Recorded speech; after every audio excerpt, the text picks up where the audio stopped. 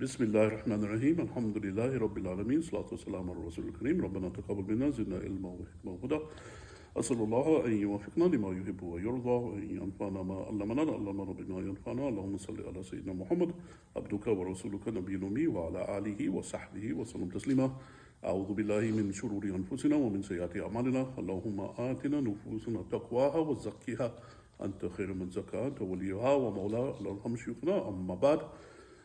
In the name of Allah subhanahu wa ta'ala, the merciful and compassionate, all the praises belong to Allah subhanahu wa ta'ala.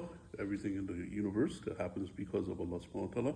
And may Allah's peace and blessings be upon Allah's final prophet and messenger, Muhammad sallallahu alayhi wa sallam, the example that we follow. Today we're going to cover the Fiqh al-Hanbaliyah by Imam Ahmad ibn Hanbal, as explained by his main student Ibn Qudama al-Maqdisi. And the section we're going to talk about today is the Dowry, the Mahr, or the sadaq. And we're continuing from the book Al-Umda from Ibn Qudama on the book on the Dowry.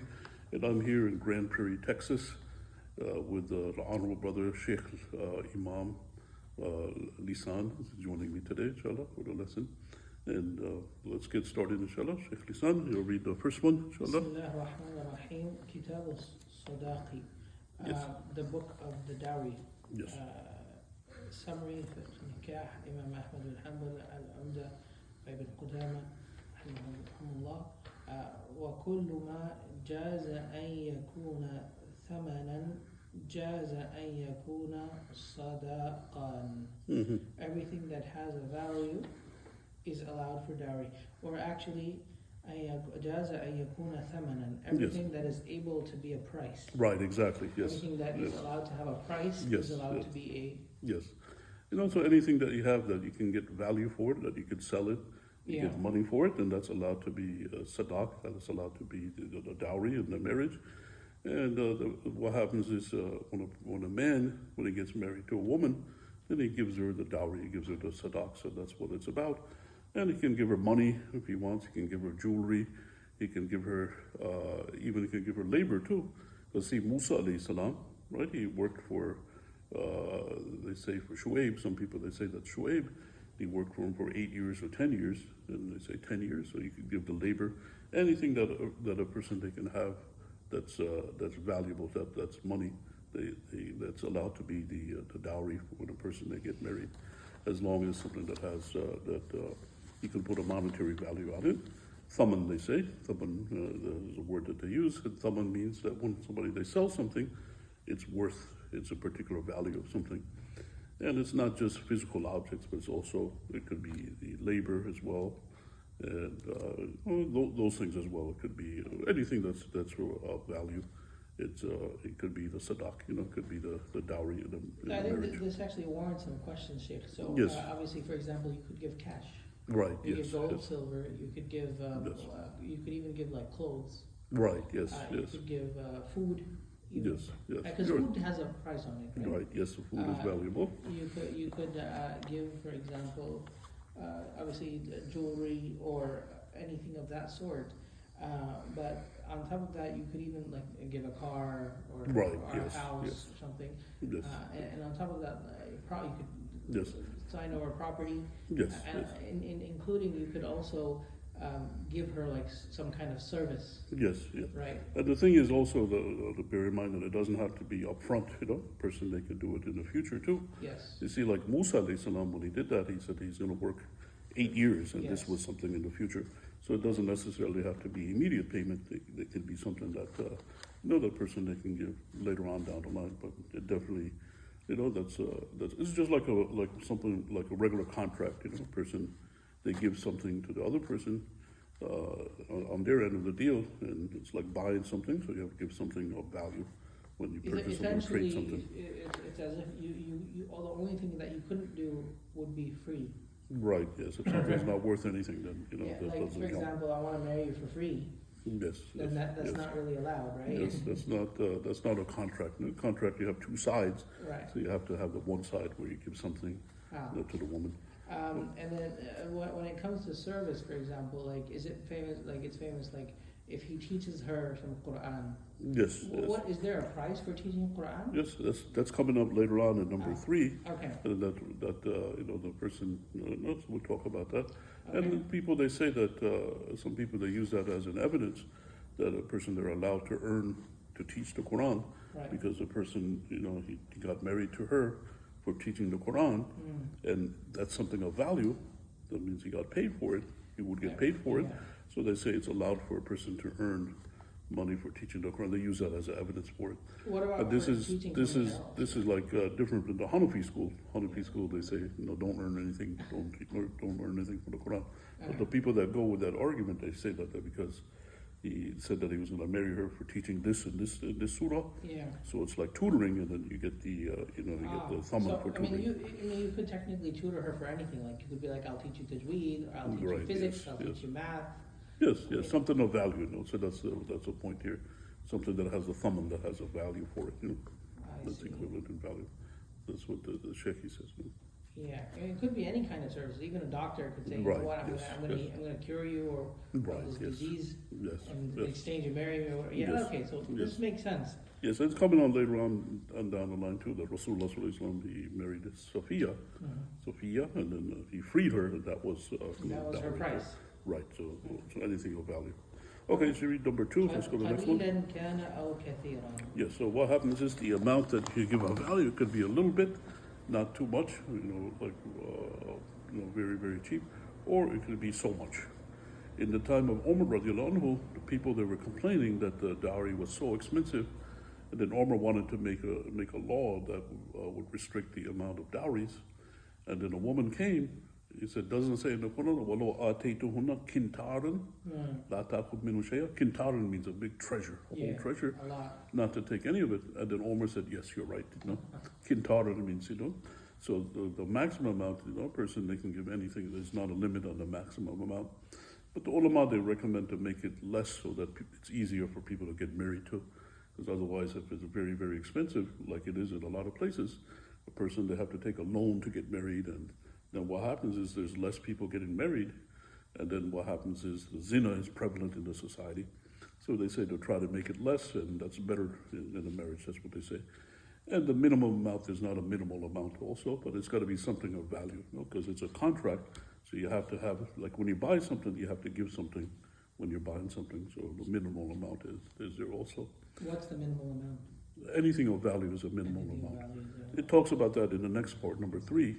Okay. Number 3, what talks about? لقول رسول الله صلى الله عليه وسلم للذي قال له زوجني هذه المرأة إن لم يكن لك بها حاجة قال التمس ولو خاتما من حديد. Yes. Okay, the story goes that what happened is a woman, she came to Prophet Muhammad sallallahu alaihi wasallam, I give myself to you in marriage. Then Rasulullah sallallahu alaihi wasallam looked at her, and he turned his face away. Then another Sahaba was there. He said that if you don't have any need for her, then I want to get married to her. Then Rasulullah sallallahu alaihi wasallam, this is the point that the Sheikh is explaining over here, he said, bring something to give to her as a dowry. So he went and he came back and he said, I couldn't find anything. And then he said, the only thing I have is my clothes that I'm wearing, and that's not going to be no good, because if I give her my clothes, I'm going to be naked, and if she doesn't have the clothes, so that's not going to work out. So Rasulullah sallallahu alaihi wasallam said, just bring even a iron ring, a ring made from iron, which is virtually worth not much, It's like a bottle cap, made from aluminum or something like that. What's that going to be worth for? Not gold or not silver, just made from iron, just a piece of metal, of that, and it's barely worth anything. So Rasulullah sallallahu alaihi wasallam, he mentioned that even that could be a dowry of an iron ring. So the person went and he said, I couldn't even come up with that much, even with an iron ring. Then Rasulullah sallallahu alaihi wasallam asked him, so what surahs do you know? He said, I know this surah, this surah, this surah. Then Rasulullah sallallahu alaihi wasallam said, come back and you can get married to her by teaching her these surahs. So it'll be like tutoring. we talked about that earlier, the two ring. Right. So that's what happened in that incident. So the Prophet ﷺ was telling him, iltamis. Iltamis, Yes. is that what? Touch something or bring something of tangible? Search means search for. Oh, iltamis, search. Yes. Walau khataman is a ring? Yes, khatam means a ring, Okay. khatam, say, and hadid from metal, from iron ring. Okay. So that's what Rasulullah said. So the Sheikh is mentioning like even how little the dowry can be. It can be even that much, to give in the dowry. It could be a present too. Sometimes a person they can give a woman a gold ring or a diamond ring, necklace, jewelry is allowed. So all those things are allowed to give to the woman, but it's got to be something of value that's worth something. That's what the Sheikh said at the beginning. So this is the example that he gave him. That I think Rasulullah mentioned. as far as the determining of the dowry, Sheikh, it has to be, because zina is not an option for the men nor the women. It's haram. Yes, So sure. you have to get married if you want to engage Right, yes. with the opposite gender. So it is really a case of supply and demand, right? If a woman is a really high value, she can demand a high dowry. But if no one is marrying her at that high value, she's going to have to lower her price. Yes, it's the same thing as a contract. When somebody they go to buy something, then they have a choice. The seller has a choice of how much he wants to sell it. He can sell it more if he wants to, or he can sell it for less. It's his choice. The same thing with the woman. She has a choice on what she wants to accept as a dowry. So that's. I think there are nowadays, or I guess even at the time of Umar radiallahu anhu, so many people complaining that the dowry was too high. Well, the dowry is only high because someone is willing to pay for it. Right, yes. If no one was willing to pay for it, the dowry would come down, right? Yes. Just like how... Right. That's what Prophet Muhammad said. People, they asked him to fix the prices in the market. He said, you do it, So it's supply and demand, So that's one of the hadiths that mentioned by you fix the prices. Like how nowadays we all complain like houses are so expensive. Right. Well, they're so expensive because someone's willing to pay that price. Yes, that's true. No one was willing to pay that price, who would sell? Right? That's true. Same thing for the women, right? Yes. If a woman... And the other thing is sometimes a woman, they're too demanding. Then a lot of times, you hear stories about the woman becoming so old, and so getting married, and then eventually she becomes an old maid, and sometimes she never gets married. Some women, that's what happens. So a person, they should not be too demanding. You should be reasonable. Right, yes, be reasonable. Inshallah. So, inshallah. Okay, inshallah. So that was number 3. Go to number 4. فإذا زوج الرجل ابنته بأي صداق جاز. Okay, so over here in the school of Ahmad ibn Hanbal, Imam Ahmad, he has he looks that the father really likes to take care of the daughter, so he's very strict on that. It's not like in today's society over there where the girls always fight with their father or something like that. So he says the father, he wants the best for his daughter, and he's never going to do anything bad for his daughter. So his father, he has that authority on getting his daughter married. Even in the school of Imam Ahmad ibn Hanbal, he can force his daughter to get married, because he wants the best for her. That's in the school of Ahmad ibn Hanbal. If she's never been married before, even if she's older, he can have her get married to somebody even if she doesn't want to. That's what they said in Ahmad ibn Hanbal. I thought that she has the right to refuse. Yes, she has the right to. She has the right to refuse. That's another text, but you find that's mentioned in the text. Sometimes the women are like, sometimes the girls are like, rebellious. they're not. But what I think what is meant is that he doesn't have to ask her even. Right. He can just get her married, right? But but if she says no, I'm not yet. Yes, I mean if she's really serious about it, then then obviously do it. But sometimes the girls are just they're not sure what they want to do. So that's the case. So they mean by. But that's what's mentioned in the other section. What he's saying that a father can marry off his daughter for any allowed sadaqah, any allowed dowry. Right. Yes. Right. So that's what So you have that. This is the section on the sadaqah. Why are we calling it like the Quran says وَآتُوا النِّسَاءَ صَدُقَاتِهِنَّ right? Yes. And then another place وَنِصْفُ مَا فَرَضْتُمْ, what you have promised. Why do we call it the mahr? We call it the mahr. They use different terms for the dowry. They use mahr, they use sadaq. That's another word for it. It's the same thing, though. Yes, it's the same thing that the person they give to the woman. Sadaqatuhunna nihla, they use that word. Okay, so I mean, you gotta see what the root word means with mahr. Although I'm not sure what it means, mahr and the root word. Let's see, inshallah. So they use the same term for it.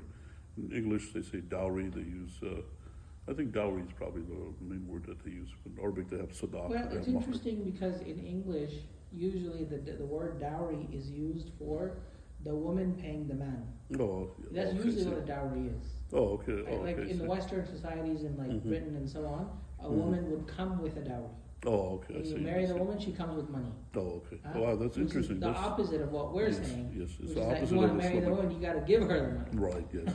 Yes, it's opposite. If they have that definition for it, it's completely opposite of the Islamic rule. The man has to give the woman, something, not the woman give anything to the man. That's very interesting that they have that in some cultures. Oh, sure. This is a Western thing as well as an Indian thing, as you know. Yes. In India, like the women, they come with money. Oh, okay. Oh, my goodness. Yes, that's opposite of what Allah. Things in the culture is not according to Islam, so you got to go by what Allah subhanahu wa ta'ala says. Okay. ولا ينقصها غير الأب من مهر مثلها إلا برضاها. Yes. So what happens again? The woman, she has a choice, and she has a choice on how much to accept. But in the school of Ahmad ibn Hanbal, he says the father knows better than the daughter does, and he wants the best for the daughter. So the father has that. Only the father, not any other guardian. If she has her uncle, then the uncle doesn't have that authority to say that accept a less amount of the dowry. Only the father, because in the school of Ahmad, he said the father, he always wants the best for his daughter, and he knows even better than his daughter does on what's best for her to get married to somebody and the dowry to accept. Yeah. Only the father, not the uncle, not the brother, not any other person that's the wali, just the father, he has that authority. So what happens if somebody comes along and he says, I offer, let's say, 5,000 for the dowry, and she says, no, that's not enough, I want 10,000, I don't accept it. And the father says, take the 5,000, get married. Then that's what will happen. What is mahr mithliha? Meaning, like women of her status or in her family. What happens in the culture, in the society? There's a standard average mahr that the person they give. So what happens is, it talks about this later on, that what happens is if it's not clear what the mahr was, or they didn't state it, then she gets the standard one. Right, whatever would be Mahr normal. mithli, yes. But in this case, like whatever the normal would be in her society, in her family, her culture, Yes. and her status. Yes, and so there's on. actually a whole lesson on that, on the Mahr mithli coming up. Okay. We'll cover that maybe in the next lesson. Inshallah. The Sheikh talks about that in detail about that, I think, Okay. in the next one. Yeah, All right, inshallah. Okay. So basically, if you're going to tell her to bring down her mahr that she wants, only the father can Only do the that, father not can do that. any You know other wali. Only the father. yeah. He's the one that, because Ahmad ibn Hanbal, he says the father, he knows better than the daughter does, and he wants better for the daughter than she does for herself. So I think what he's saying here is that, like, for example, this is in the case that the woman gets married off without her asking her, right? And as long as she doesn't refuse, it's fine. And the father can come and say, let's say that her father passes away, and now the next is her grandfather. Yes. So then he says to her, he gets her married off without asking her. And if he took a mahr that she is valued at, that's fine. Yes. But if he said less than that, that's not allowed. But the father can get her married off less than the mahr, even without asking her. Yes. Yeah, this is for arranged marriage, also what they call the arranged marriage, when the girl is younger, but also adult as well, as long as she hasn't been married before previously. Yes. That's mentioned. We mentioned that in the last bikr, chapter. right? She would be a bikr. Bikr, right? Yes. But if she's a thayyib, then she can completely refuse it. But if she's a bikr, then the father has the authority to get her married, even if she's rebellious about it. Because that's what the Hanbali school says. Because Imam Ahmad ibn Hanbal, he looked at his society and he saw that some of the girls are, sometimes they're rebellious, they don't know what they want, and they say things, and the father is going to do what's best for her, even if it's against her will. That's what he says. It's not like in today's society where they fight, they hate their father. Some of the women, And that's not, that was unheard of back in the time of Ahmad ibn Hanbal, that somebody would be like that. عليكم السلام. Walaikum salam. So فإذا أصدقها عبدا بعينه فوجدته معيبا معيبا. فوجدته فوجدته. فوجدته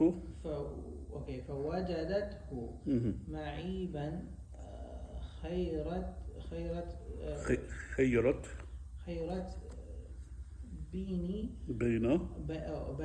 بين أرشه ورده أو أخذ قيمته. Yes. If one gives a specific slave and she finds fault in him, she can choose from compensation to rectify giving him back and taking the value of him. Okay, so this is the case that what happened is a person they gave as the dowry, as the Mahr, the sadaq, a slave, and then it turns out that the slave has a fault on it. And what happens is the slave is given a value, what the market price is for the slave, and if there's a fault in the slave, then the value goes down. Right. So what happens is if a person, they gave a woman a specific slave, as a dowry, as a mahr, and then afterwards she says there's a fault in the slave, this or that, and it's not the full value, then what she could do is she could either get the difference in the price, the market price of a slave at this particular state, in the market price of a slave that has those faults. She can get the difference in the price because she didn't get the full functional slave, right. Or she could return the slave and just get the value of the whole slave. That's what the sheikh is saying. Got it. And let me just understand the Arabic here. فإذا أصدقها عبدا Yes. بعينه. What's بعينه? The specific one. A specific slave, yes. فوجدته معيبا. What's معيبا. عيب. Have fault. Yes. خيرت بين أرشه. What's أرشه? Arshihi is, this is an old classical Arabic, so you can't really find it in a dictionary. But that's what it means. It means like the difference in value. بين أرشه ورده أو أخذ. Yes. رده, give him back, or أخذ قيمته, or take his value. Okay, so basically the difference, or she gets the whole value by giving him back. Yes.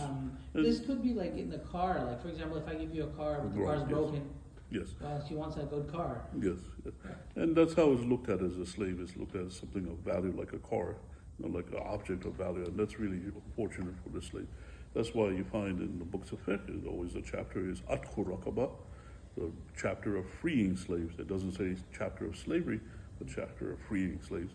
It's very much encouraged to free slaves, people that are in slavery, to let them go for free for the sake of Allah subhanahu wa ta'ala. That's what it's about. But unfortunately, that's the case. If somebody's a slave, they're considered to be like a material object of value. And people, they sell slaves in the market. They used to, when they used to have them there. And they would have a price for them, to sell and buy. So that's the same way that it's looked at as a slave, like you said, like a car. It's a defect in it, and then she can get the difference in the value, the defect, or she can return the car and get the market value of the car. Obviously, right now we don't have slaves, so it doesn't. Right. Really Yes. matter. That's not for the slave, but you could substitute slave for something else, like you said, like a car or another object. Okay. All right. So go to number 7. وإن وجدته مغصوبا Yes. أو حرا فلها قيمته. Yes, that's a very interesting situation. So a man gives the woman a slave, and then when she takes him, turns out he's a free man. He's free. He's not really a slave. Oh, he was kidnapped, basically. Yeah, something like that. He's not really a slave. Right, He was stolen. Yeah, so that's what the sheikh is saying as that example. Actually, he was free. Yes. Then what she gets is she gets the value of that slave, who was supposedly a slave, or if he was stolen, like a maksuban, then the same deal. No? Then he gets the value of the slave. He stole someone else's slave. Right. Well, yes. Actually, he was like, you know what? Be my friend, pretend to be a slave or whatever. Right. Yes. So it turns out he wasn't a real slave. then then she gets the value of some. I think that's worth mentioning that when we say slave, some people, Sheikh, they think that you can just make anyone a slave. Like you just go kidnap some random person and boom, he's a slave. Or he owes you some money and he can't pay, boom, you kidnap him or his family or something. Yes, that's not the case. It's not like here where they took all people from kidnapped people from Africa and made them slaves, and everybody was color of slave. That's not what it is. It's kidnapping is completely forbidden, Right. and that's not real slaves. Right. So just to clarify, what we mean by slavery is like when the non-Muslims fight against the Muslims, they become prisoners of war. Then after that, they're taken as prisoners of war and then made into slaves. Yes, but even that is sometimes many of the ulama, they say that's detested because you want to try to be, try to be nice. You free them or ransom them. In the old days, that's how it was. That they used to have that. But anyway, nobody's a slave these days. So that's in the ulama, they always talk about freeing slaves, not getting people as slaves. That's something that's not appropriate.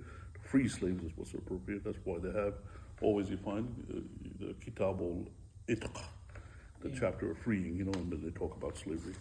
All right, inshallah, let's go to the next one, number 9. وإن كانت عالمة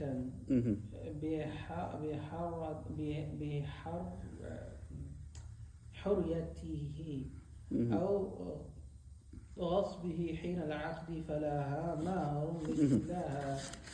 Okay, and if she knew that he was free or stolen at the contract, yes, then she gets the stand. Why would she accept a free or stolen slave if she knew he was? Okay, so if she knew he was. No, this is it says something else on there. Okay. And the next one.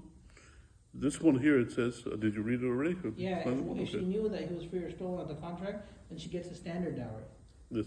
Well, this here, what it says over here is that if a person, they gave the woman a slave as a dowry, and then afterwards, he says, I'm going to give you this slave as a dowry, and he didn't buy him yet. Yeah. And then they get married, and he says, where's my slave? So the person, they go there, and the master of that slave, he's not for sale. Oh, okay. Well, I think that's the next one. But yes. I think this line 8, he's saying if she knew that he was free or stolen at the contract, then she gets the standard. So, for example, so she knew that he was free. Why would she accept that slave if she knew it was free? I don't know why she would do that.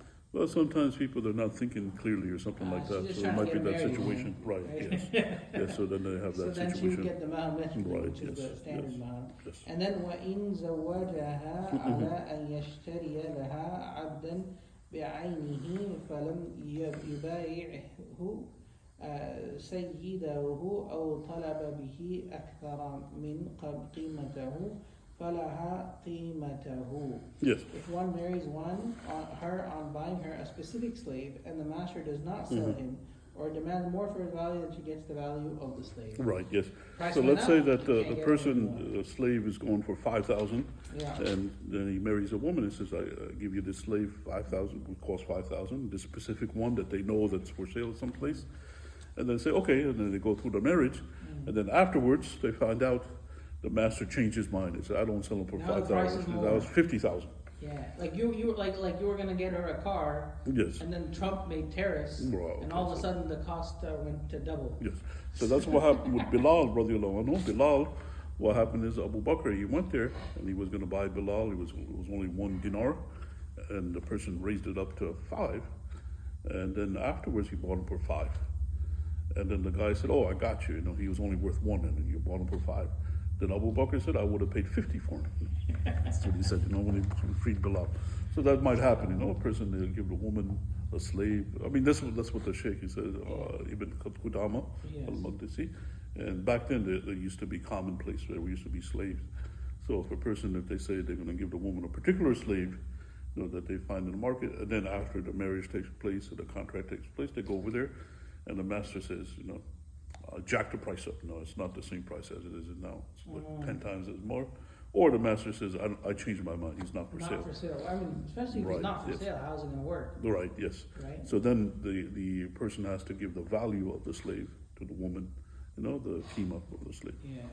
Okay, inshallah. So this finishes this section over here. So we'll stop over here, inshallah. This is on Fiqh al-Hanbali. in the school of Ahmad ibn Hanbal, and this is the first part of the dowry. Jazakallah khair. May Allah subhanahu wa ta'ala reward you for watching and listening. Subhanallah wa bihamdi, ashhadu an la ilaha illa anta, astaghfirullah wa atubu ilayh, wallahu ta'ala alam, wa sallallahu ala Muhammad sallallahu alayhi wa sallam.